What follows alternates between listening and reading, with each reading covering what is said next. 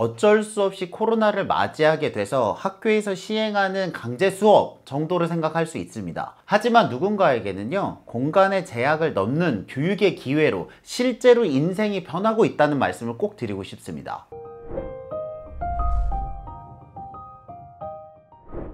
안녕하세요, 대치동 캐슬입니다. 오늘은요, 제가 학생들을 가르치는 선생님이자 조직을 관리하는 관리자로서 느낀 2021년 올해의 교육 키워드 3개에 대해 이야기를 해보려고 합니다. 너무 진지하게는 마시고요. 이런 관점도 있구나 라고 생각하고 봐주시면 좋겠습니다. 첫 번째로는요, 온라인 실시간 교육의 대중화입니다.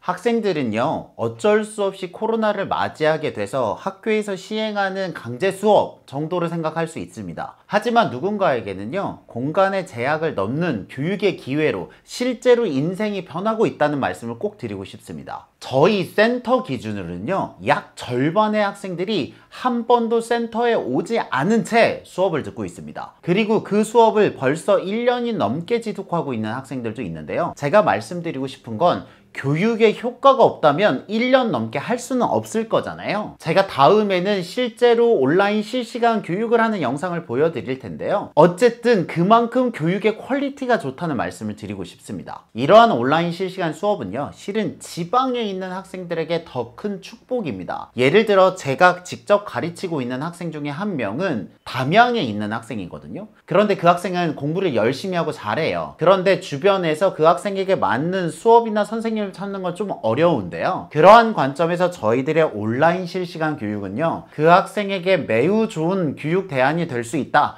라고 생각합니다. 그러면서 실제로 수업을 하고 있는 저희들 내부에서는 이것이 바로 교육 기회의 평등이 아닐까라고 생각을 할 정도로 깊은 사명감을 가지고 수업을 하게 되었습니다. 그래서 실제로 이 온라인 실시간 수업을 하고 있는 교육 서비스, 예를 들어 설탭과 같은 경우에는 150억 투자를 받으면서 급격하게 성장을 하고 있는데요. 그런 만큼 이 분야에 대한 전망은 지금까지도 훌륭했지만 앞으로는 훨씬 더 큰 변화를 일으킬 수 있다 라는 말씀을 드리고 싶습니다. 두 번째로는요, 온라인 포트폴리오입니다. 저는 평소에 자기가 했던 공부와 기록들을 잘 정리해서 온라인에 잘 쌓아두는 것을 강조하고 있습니다. 왜냐하면 내가 이런 분야에 이런 관심과 활동을 하고 있다 라고 잘 전시를 해야 다른 사람들도 알 수 있기 때문입니다. 저희 프라이드 월 같은 경우가 그 대표적인 사례가 될 텐데요. 보시면 실은 단순합니다. 그날 있었던 일 중에서 내가 잘하거나 좋았던 일들을 번호를 붙여서 그냥 붙이는 거에 불과합니다. 별거 아니죠. 하지만 이렇게 그 숫자가 7,500개가 되는 순간 별거 아닌 활동이 유의미한 성과로 전환되는 시기가 있습니다. 그리고 저의 유튜브 채널 역시 이렇게 생각하고 수업을 하고 있는 선생님이 있다라는 것을 그냥 온라인에 잘 정리한 거잖아요. 그런데 그 포트폴리오로 인해서 최근에 MBC 상암동 교육연구소라는 곳에 출연 제의를 받아서 좋은 이야기를 나눴는데요. 이런 것 역시 온라인에 저희들이 포트폴리오가 없었다면 MBC에서 저를 찾아오기는 어려웠을 거라고 생각합니다. 그래서 학생들에게도 공부 기록이 있다면 최대한 잘 드러나게 쌓아두라 라는 충고를 하고 있습니다. 요즘 시대는 자기 PR의 시대니까요. 맞지 않나요? 세 번째로는요, 공부 방법의 중요성입니다. 흔히들 공부를 할 때 의지력이 중요하다라는 말을 하잖아요.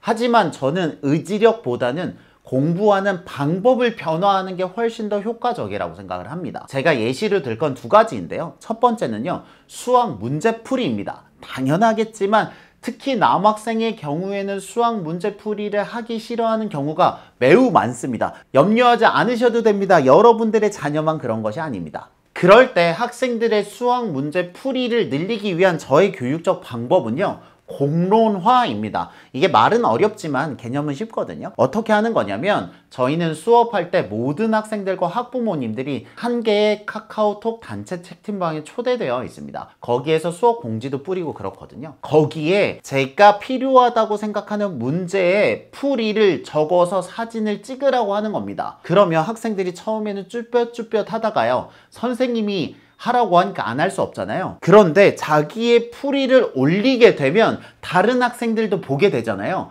그리고 심지어 다른 학생들의 어머니도 보게 됩니다. 그렇게 되면 학생 스스로 자기 검열 효과가 생기게 됩니다. 그럼으로써 뭔가 그래도 남들도 보는 건데 예쁘게 써야 되지 않을까라는 마음이 쌓여서 실제로 수학 풀이 실력이 늘어납니다. 참 재밌죠? 이렇게 수학 풀이를 열심히 써야 해 라고 하는 것보단 다 같이 모여놓고 그 위에 사진을 찍어서 올리는 게 훨씬 더 효과적이라는 말씀을 드리고 싶습니다. 두 번째로는요, 학생의 태도에 관한 문제인데요.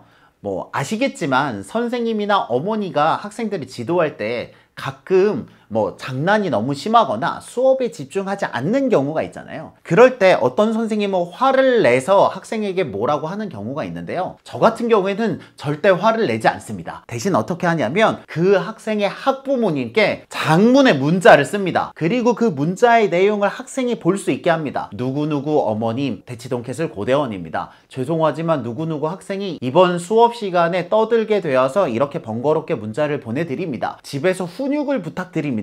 고대원 드림 이렇게 보내거든요. 그러면 한번 이제 헉 하잖아요. 그러다가 만약에 그 학생이 수업 시간에 또 떠든다. 그러면 문자를 다시 보내면 됩니다. 어머니 다시 고대원입니다. 아까 전에 문자를 보내드렸는데 학생이 여전히 떠들어서 다시 보내드립니다. 번거롭지만 훈육을 부탁드립니다. 제가 최장 한 수업 시간에 같은 학생에게 3번의 문자를 보낸 적이 있습니다. 물론 집에 가서의 상황은 잘 모르겠지만 적어도 집에 가기 전까지에는 그 학생에게 충분한 공포를 제공했으리라 생각을 합니다. 이렇게 저는 체벌하지 않고 인격적으로 모독하지 않은 채 충분히 그 학생에게 경고의 메시지를 전달하고 있습니다. 제가 말씀드리고 싶은 건 뭐냐면 학생의 의지력은 정해져 있고요. 그건 본인의 마음대로 안 될 수도 있습니다. 그렇기 때문에 옆에서 지도하는 관점에서는 그 학생의 의지보다는 방법을 바꿔야 된다라는 말씀을 드리고 싶습니다. 자, 이렇게 오늘은 제가 느꼈던 2021년 교육 키워드 3개를 선정해 보았습니다. 제가 실제로 현장에서 느꼈던 이야기를 하는 것이니